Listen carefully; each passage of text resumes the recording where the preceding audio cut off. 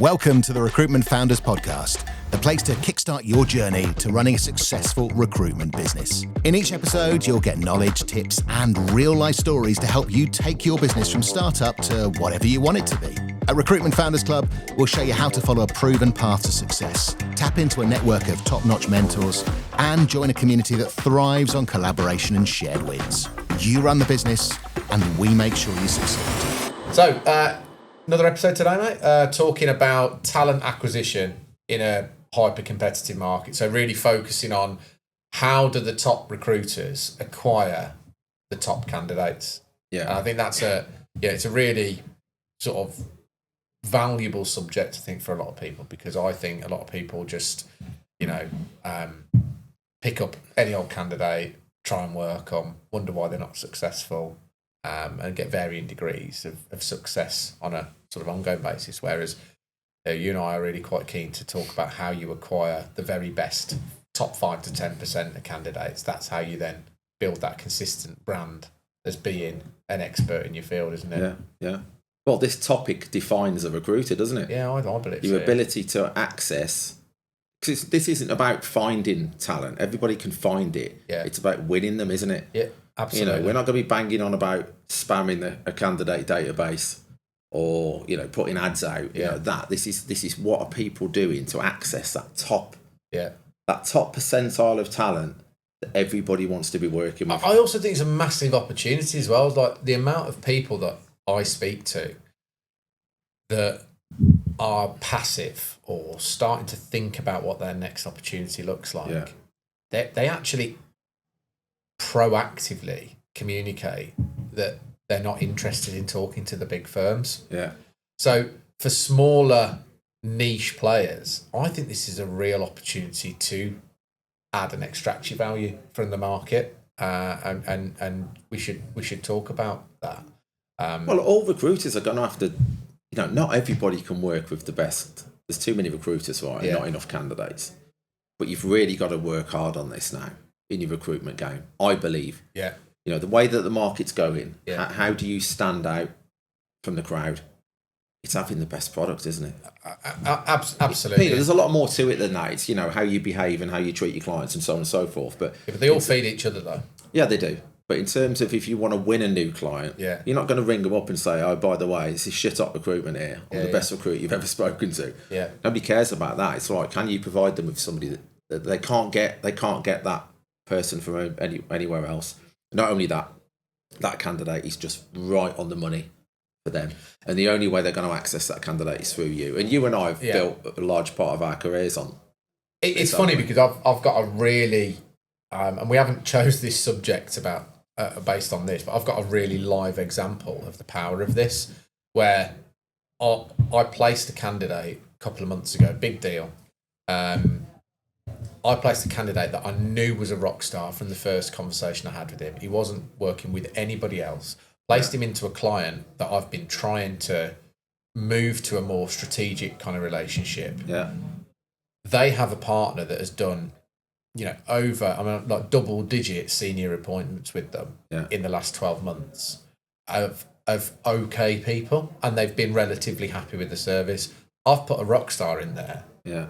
And I'm the one they're now talking to about that next batch. Yeah, of course. Yeah. So it's like I've made one placement. Yeah, because they associate you with that rock star. Correct. It's fundamentally shifted the client's buying habit. And actually, they weren't unhappy. Yeah. They just had a really niche role. Yeah. This one supplier was spinning their wheels on it, and along came, the white knight and provided that gold dust candidate. Yeah. And it's just by association, my business is now trading on a level with that client that, frankly, I do believe we're good enough to earn that reputation. But that's the importance of it from the other side as well. And I think that's something we should sort of really get into. Why don't we start with then, and this isn't on the prompt cards that we did earlier, why don't we start with, because you hear this on LinkedIn, if you live on LinkedIn as a recruiter or anybody else on that platform, you will hear these two words together all the time: top talent. Yeah. Everywhere. It's like it's up there with great opportunity. Yeah. If someone's selling a job, someone will comment great opportunity. You're like, oh, come on. Is it great? What's great about it? It's great for me because I could exactly. Yeah. But top talent's cliche, isn't it? Yeah. Right. What is top talent? It's a really interesting question. So, in my market, and I think it's market relative. Okay, so in my market, I do senior and executive search. My business doesn't really operate in the eyes of the client placing CEOs, okay?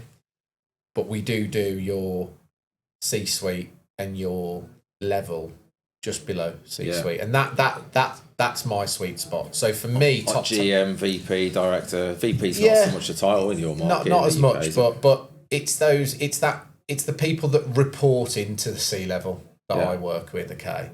And top talent for me in that market are people that are on the brink of achieving that, who have either been with a company for quite a long time. So in some of the big FTSEs, they've been there 10, 15 years and they're now on the brink of that first really big job. Or they're people that have made a few strategic moves and it's the natural next step. And top talent for me looks like people that absolutely have all of the behavioural and technical skills to get there, but don't necessarily have the network and or the time to get out there and find that next role.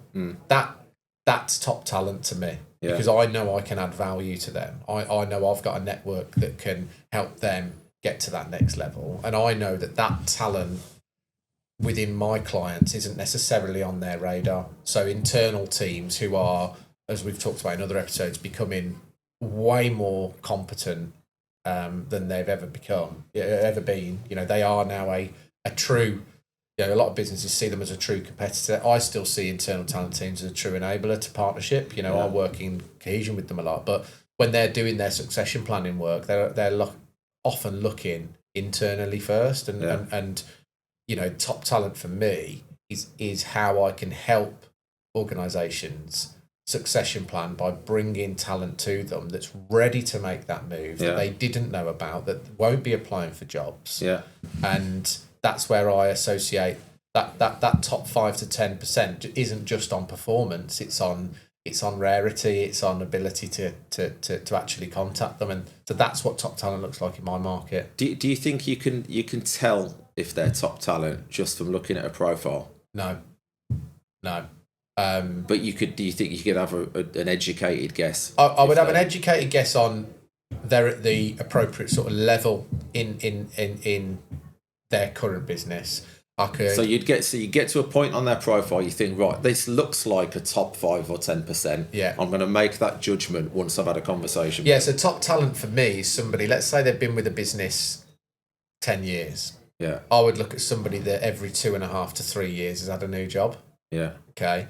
And internally. Yes. Right, so they've been there 10 years and they're getting promoted. They're at the point where they're 2.5 to 3 years into a senior director job that isn't C-suite, I want to talk to them. Got you. Okay. Right. I want to talk to them. Because then that gives them that extra component you've just been talking about that makes them top talent in your eyes. They're ready for that next step, don't know how to do it. Yes. And often these people are starting to think, right, I've got itchy feet, because 3 to 5 years in a role, they're probably getting bored. Okay. Yeah. And they're only really hanging around at that point. If they're very good, they're only hanging around because they're waiting for a promise off that company of a bigger job. If they're there in a role any longer than that, they're probably not top talent. Okay, so if I see somebody that's done the same job for 6 years who isn't at C-suite level, I'm not going to rule them out. But when we talk about top talent, I'd need to understand pretty quickly in any conversation with them, why have they done the same job for 6 years when they're not at the top of the tree? And and actually their answer to that could be, well, actually, I really enjoy this type of job. And actually then they are top talent because they're able to articulate that they've become fully optimized in their particular area of expertise. So it's not and they're content with that. Correct. And that's fine. And I've just done a COO search where one of the candidates is I could have been CEO 3 times. That's not me. Right. Doesn't want it, yeah. This is what I'm brilliant at. Yeah. Right. And do you know what? That's a different view on top talent. So my 2.5-3 year rule of thumb is not it's not a hard and fast thing. Yeah. But that's how I would assess a surface level talent. But that's also how, as somebody that operates in that world, I'm going out there looking for people to engage with. They're the people that, whether it be through LinkedIn, through direct email, or through my network, I'm looking to get introductions to. Yeah. Because at some point, if they've done 2.5 to 3 years in a role and they've changed jobs every 2 or 3 years prior to that, at some point they are going to need a me, right? And whether that's a me to find them the next job, or it's a me that provides them value, and then ultimately they're going to need me to help build their team when they get that role internally or whatnot. Yeah. That's the type of person I'm looking for. I like it. And before we get into the techniques of how we attract these people, because this is really interesting, because I've been on my own journey with this. In my previous job before setting up Hannison Green, I was of the opinion, I believed I could spot a top talent without even speaking to them. And it was for some of the reasons that you said. Yeah. 7, 8, 9, 10 years in the same company, 4 or 5 promotions. Yeah. They've maybe done that 2 or 3 times, perhaps. Because it's just like, for me, it's logical. It's like, you don't get, unless you're sleeping with your boss, right? Which is probably quite rare.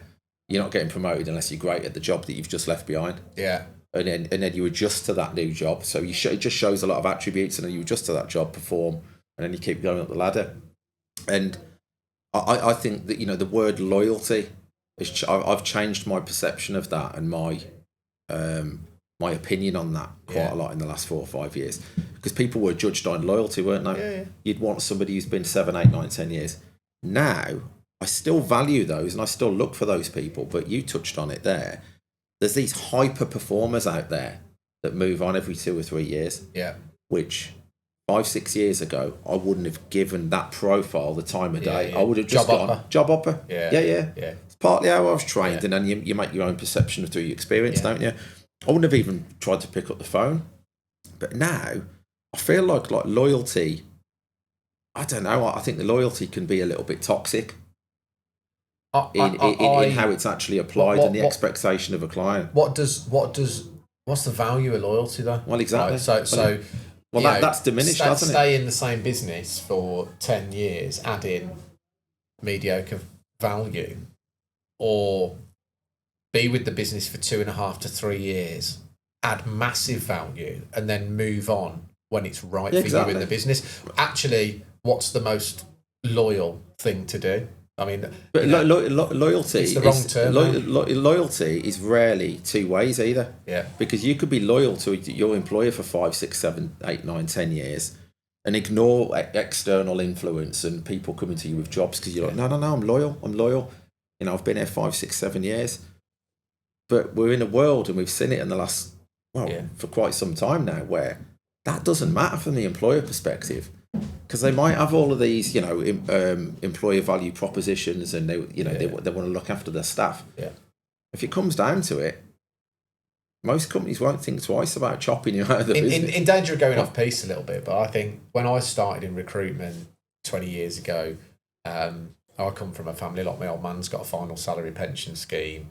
Final salary pensions were still being offered. They sort of stopped around 10, 15 years ago.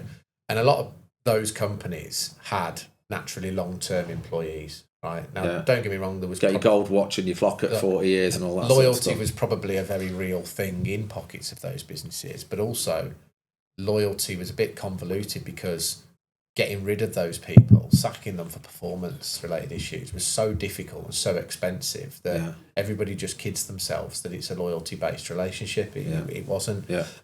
In the last 10 years, lots of things have changed, but pensions being one of those, all of these really expensive anchors that stop an employer being more transactional with their employees have gone now. Yeah. Right? So the whole... And that's just pensions are just one aspect of that, right? Yeah. But, private businesses paying 3 to 8% contribution now is quite normal. In 15, 20 years ago, that would have been for most big organisations, medium to big organisations, that would have been, unthinkable. Yeah. That would have made them, not competitive. So that, and there's multiple other versions of that mean that the workforce is more transient. Generations that are coming out of universities now are much more, they consume things. It's available to them, so they expect, and they expect to achieve things quickly. They also expect that when they don't have a use in that organisation, they move on. It's not. Well, they stop growing. They stop. So this is my point. I know we went off on a bit of a tangent, but we're talking about top talent. So now, I've kind of not changed my belief, but I've added another layer onto it now, and it is that person that moves on every 2 or 3 years. They don't necessarily they climb the ladder like they might do if they were 7 years in a company with 4 promotions. Yeah. But they go in for 2 or 3 years, they freaking nail their job, and leave that department or leave that position in a better place than they found it. And the reason they're moving on is because they've taken it to its peak, and they've stopped probably feeding off that company. Yeah. Because this is a new generation. They're like, what am I getting in return? I'm not, loyalty's not good enough for me. I want to make sure that I'm carrying on growing and developing. Yeah. So they move on and they keep repeating the same cycle, perform. It's like any candidate, until you speak to them, you don't know, right? Yeah. But I would have ignored those candidates previously, and now I'm looking for these people now because they're just hyper performers. They're going in and very impactful, very quickly. Yeah, and in startup culture, where I know you operate a lot, and some of our sort of founders that are in AI and data and whatnot, you could take a business from a market value of a couple of $1 million to $1 billion in 2.5-3 years. Yeah. Right, or even exceed that. So you can't just have this general rule of thumb when you're on a paper level assessing top talent, because that person could have come in, built out a platform, built out a product that's gone from nothing to $800 million. Yeah, exactly. So there's subjectivity, there's loads of variables, right? So let's assume we've got this idea, whatever market you're in, whoever's listening to this, they've got an idea, right? I'd love to work. I think the value we're saying though here is you've asked me a question and I'm able to answer it about my market. I could have, and you've done the same about your market. Now you've got an avatar for what a top talent looks like. You can see it. The value to the listeners is asking them to ask themselves. Do you know? Do you know? And if you do, and once you do know, which is great, that's a great place to be. That knowledge is great, but then how do you actually get those candidates in your pocket? But they have to start by knowing what top talent looks like in the market. Yeah.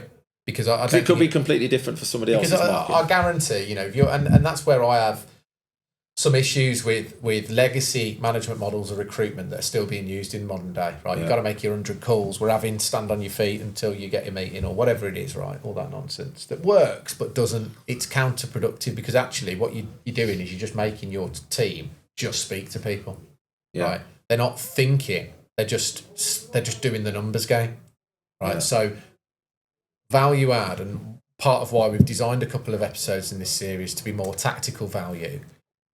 If you cannot answer what top talent looks like in your market as on the spot as I did, as on the spot as you could, then that's a question you need to answer as a recruiter. Yeah, for sure. Yeah.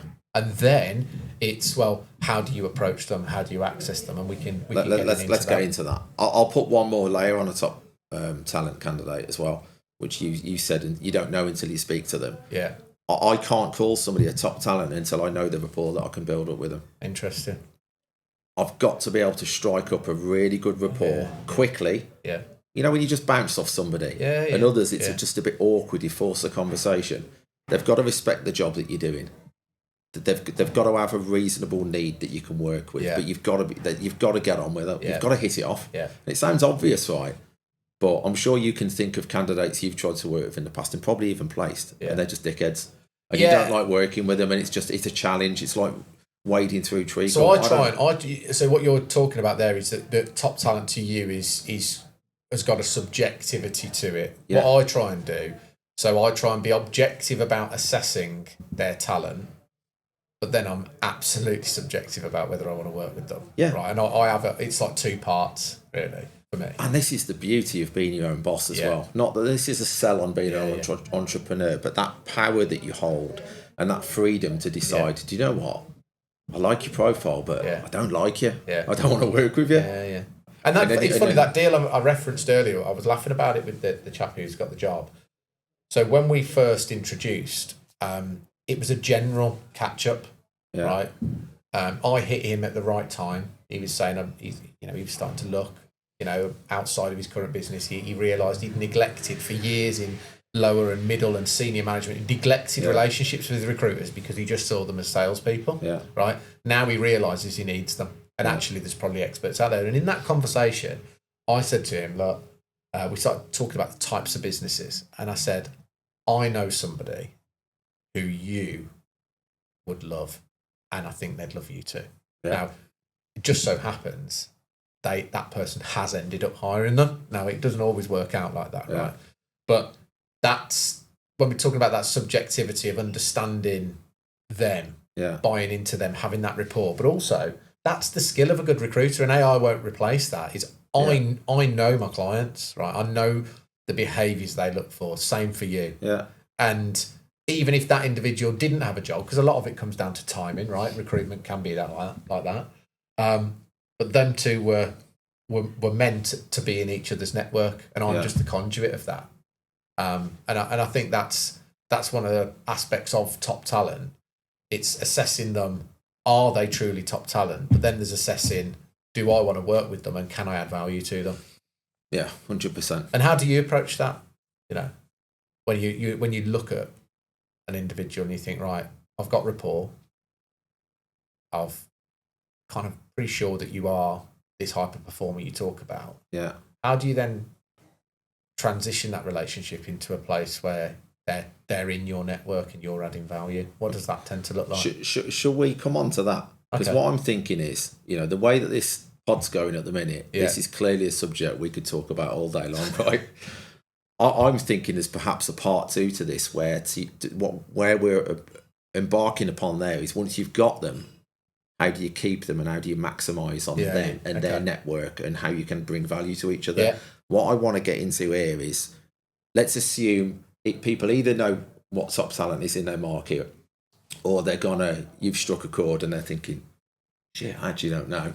And then they've gone and done that. Yeah. So now they know their top talent. Yeah. How do you engage with it? How do you engage with these people where they're receiving so much noise from everywhere? Yeah. They're getting bombarded. They're getting peppered all day long. Yeah.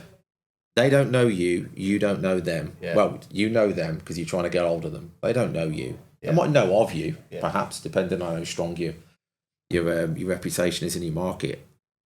How do we get them? Well, how do we approach them? How do we create some interest where? And look, I'll give you an example, right? Because we all know this happens. You talk to a candidate and you ask them, they might offer it anyway. You ask them if they get contacted by many other recruiters and stuff. It comes out in conversation sometimes, doesn't it? Yeah.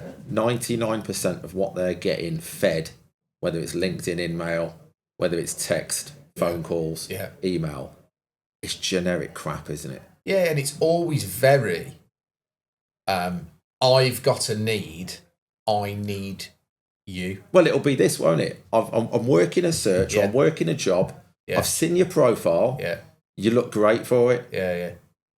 That's the extent of the personalisation. Yeah. And then it's into selling. And most of the time it probably isn't written even as well as what you've just paraphrased, but hope you're well. You are. Yeah. I hope you're well, grammatically incorrectly, and then hope you're well. I hate that. Yeah, I've got a fantastic opportunity for you. Great opportunity. Great opportunity. For me, unless it's for a very specific candidate that I'm working at a given moment in time, it's highly improbable that somebody in my market's first interaction with me is selling them something. Yeah, it's something I've always sort of focused on. So I try and I don't delineate in the traditional sense between clients and candidates either. I try and build a network, and by building that network, I typically start by adding value to that network. Yeah. And I do that selfishly, probably not in the through the lens that most people would assume a recruiter does selfishly. So I'm not doing it selfishly because I want a deal, right? I add value to these people because it makes me feel good, right? And we're in an industry that is really difficult to get your highs because the highs are much fewer than the lows. So for me, I know that I've got market intelligence that I can add to somebody in my market, anybody in my market. I know that I've got nearly 20 years experience of looking at CVs and knowing most of them are shit, and I can help them with that. I know that I can help them prepare for engaging with the market, becoming more active in a market, and pushing out and preparing for interview. I know I can do that. So I reach out to people, that I believe are that top talent.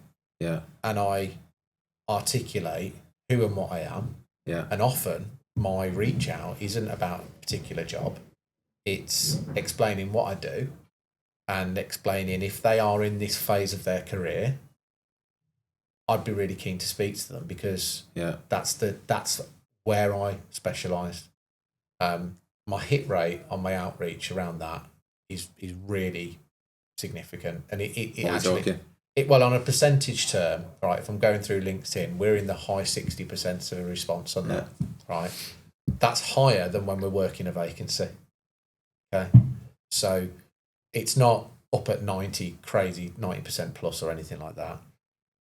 But also, I get those people into a meeting where it's really relaxed, it's really open, and often it's funny how timing's not quite right, or I'll make another connection off them, or actually their organisation's got a need. It's because I'm not going in there and I'm I'm not the point of the arrow selling them something that they probably don't need. I'm looking to just add value. I'm looking to bring them into my network.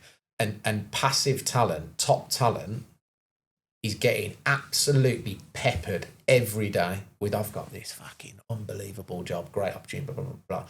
All of those people are selling them something, right? And you've got to be so right place, right time, right message to get that passive person to respond to that because it hits every part of their brief. These candidates are reading probably every message, right? Whereas my approach, where I'm going in as almost, it's kind of a peer-to-peer kind of contact. Like, I work in your market. I'm part of the ecosystem that you operate in. Yeah. And this is the value that I offer that ecosystem. I'd be really keen to talk to you. And it's funny how, as I say, a lot of people respond to that. They engage with that. And yes, if I'd got a sales manager asking me how many send outs I got, I'd probably be failing massively on my KPIs at the moment. Yeah. But the KPIs that actually matter, which is how much. Yeah, they're not measurable, are they? The billings, right? As an example, my billings are quite consistent because I've got. But the relationship side that we would call a KPI, relationship development, that's not measurable for an employer, is it? Yeah, and that's where there's a disconnect. And when we talk about talent acquisition, it's not just candidate attraction, right? Yeah. It's understanding your network. It's a broader conversation than that. It's understanding your market, and you know, I know we've talked largely about how I operate it, but you operate quite similar, and I've taken a lot of things from you about how you absolutely hyper it. You know, you were probably hyper personalize it in a structured manner before I was a few years ago, and you know, you were actually going out there hunting for that top talent. Yeah. And once again, not selling them anything, but you were looking to engage with their profile, weren't you? Yeah. Well, I had nothing to sell them at the time, so but my candidate attraction and acquisition and outreach now is very different to what it was before. It's still hyper personalized, but I will only reach out to a new candidate now that I don't know if I'm working a job. Okay. Because I've been 5 years in the market. This is why this subject's so nuanced. Yeah. There's a lot of variables, isn't there? Yeah. That I'm 5 years in now, and as you know, I work in a very small niche, like 400 companies in my market. Yeah. 5 years in, and I put a lot of content out there, and I go to the conferences and stuff. Yeah. Most people know me. There's no ego with me saying that. I don't need new candidates, but unless I'm working a search and I can't think of anybody immediately. Yeah. That's the only time I'll ever do a cold outreach to a new candidate. But it will be, my hit rate will be similar to yours, like 70, 80, 90% on a job. Because I'm not going in saying I've got a great opportunity, your profile looks great for it, and I sell the job. It's the most simple thing in the world that I've suggested to so many people over the years. Yeah. Compliment somebody. Actually look at their profile and compliment their career. Yeah. Find something, and you can do it in 20, 30 seconds. Find something that you can build an approach around. Yeah. Maybe it's their promotions. Maybe it's the technology that they've been involved in. Maybe it's some of the achievements that they've had. You can very quickly pinpoint something and actually be very specific.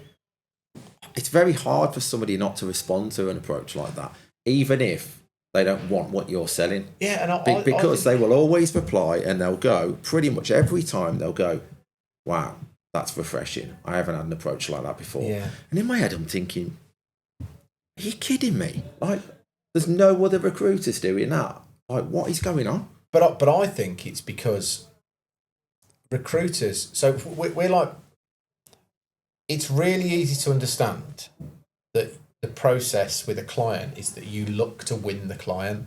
Yeah. Okay. Were you ever taught that same approach to candidates? No. You were taught that it was job site. Yeah. It was transactional. You'd go on job site, you'd basically take all the CVs off it, or you'd mail shot 10,000 candidates on the database. Bang. Yeah. I've got this job. You didn't care about the impression that you created. All you cared about was would I have enough responses to get a shortlist together to send to that client. And that's the thing in terms of, like, people talk about candidates being hard to find, great candidates. They're not. They're hard to win. They're hard to win. And it's that difference. It's that different approach, and it's, you've got to add value. You've got to obtain expert top 5 to 10% candidates, passive candidates. You've got to provide value that those individuals are seeking. 100%. You've got to have a different voice. You've got to provide them value at times when you haven't got a role to offer them. You've got to, you've got to be a part of their network, and I think that's a really key takeaway. So, this is a subject, There's a part 2 to this, for sure. Massively, and what you do with that candidate. Once you've got them through the door. I think we should talk about that. We will definitely do that. We'll come back. Couple of things I'd like to end on. Yeah. Which is part of the candidate attraction thing, is that, you're talking about offering value. Content is very important. Adding value through content. Because if you do that, these people get to know you before you've even reached out to them. Yeah. So when you do reach out to them, it's an easy response because you've already built up some credibility in their eyes. Yeah. And another thing I'd say from talent attraction, great people, it's a cliche, right? Great people know great people. Correct. Somebody, if you're trying to access somebody, it's not just about, we can't pin this episode, and hopefully it's not coming across that way, just on LinkedIn outreach. Yeah. If you see somebody that you want to build a relationship with, your top talent, top percentile candidate. Yeah. If you've got a good network, you probably know somebody who knows them. And then it's just just an intro then, isn't it? And it is the basics, but that's where getting out, meeting people, even if it's Teams, even if you're quite office bound, do it over Teams now. It's such an easy thing. Yeah. I rarely make phone calls now. Phone calls are a treat, I find these days. The people I speak to on the phone nowadays are my family and you now and again. People I know, because you've already really got the relationship. Yeah. Most of my outreach is Teams and going a bit old school and meeting people. And in fact, on that point, I went to London a couple of weeks back, and if I'd have been employed, or even back when I had a bigger business, I had 3 meetings arranged and 2 of them cancelled in the 2 days leading up. Yeah. Back in the day, either a manager wouldn't have let me go, right, or I just wouldn't have gone. Yeah. Because when I was the manager, I'd have felt hypocritical going. Yeah. And I looked at it, spoke to my wife, and I was like, do you know what, I'm going to go. And I made sure I moved the meeting time, actually, so it was in the middle of the day, so I could get the cheapest trains. Yeah. Met that person, got out of it a pipeline of work, potentially. Also got introduced to 3 other absolute superstars. I don't think I'd have got that value if I'd have been on the phone. Or a video call. It wouldn't have happened. So also I think there's how you interact with this top talent, you Yeah. know, and how you perceive yourself, and what are your standards, and what's your tone of voice? Because are you just waffling on with the same old shite on email or on the phone? Yeah. Or are you actually out there being an expert, being a consultant? The kind of clue is in the title, right, for most recruiters, but they forget about that. Yeah. So that's the big takeaway for me, in how you engage with the top talent in hyper-competitive markets. Cool. I feel like this has been a good episode. And for anyone that's interested in this topic, we are going to do version 2.0, right? Yeah, absolutely. Yeah. And we'll get into it. We'll get into, right, you've got them through the door. Now what do you do with them? How do you nurture them? How do you maximize? How do you get yourself into their network? And how do you maximize that candidate relationship? Yeah. Cool. See you on the next one. See you, man. Thanks for listening to the Recruitment Founders Podcast. Make sure you subscribe on your favourite podcast platform or YouTube so you never miss an episode. Connect with us on LinkedIn to join our community of founders and mentors, or visit our website to learn more about how we can help you launch, grow, and thrive in your recruitment business.